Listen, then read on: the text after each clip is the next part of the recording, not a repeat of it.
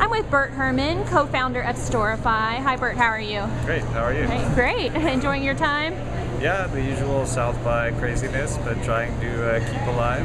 Okay, so you just presented in your panel, and kind of tell me about Storify's ease of use and how that has kind of generated that citizens can become journalists.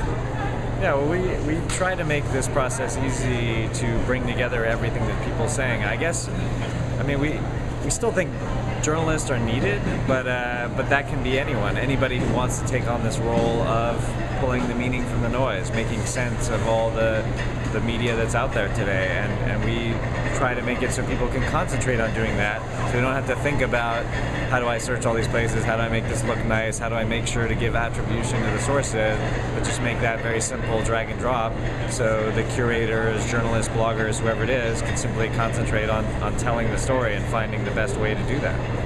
Okay, and kind of tell me about where the idea came up for Storify. How did it all start? So I worked for the AP for many years as a journalist, and then took some time off to do a fellowship at Stanford. And kind of one of the big ideas we were thinking about is what would the AP be like if you were to create it today? So what would a newswire look like? And would you set up all these offices all around the world and hire people and try to cover the world's news, in that way? Or would you instead leverage the fact that now every person with a camera, with a phone, can be your reporter on the ground?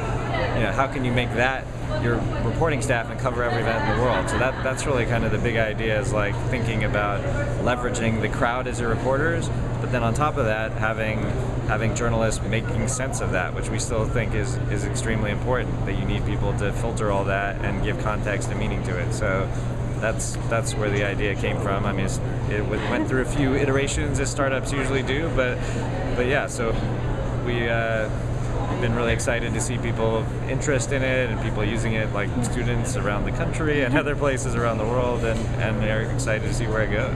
Yeah, it's been a great tool for us at Texas State for sure, especially with the whole South by project. So thanks for that.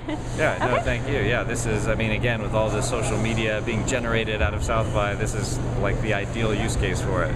Okay, awesome. Thanks, and enjoy the rest of your time here. Thank you. Yeah. All right, that was Burt Herman, co-founder of Storify.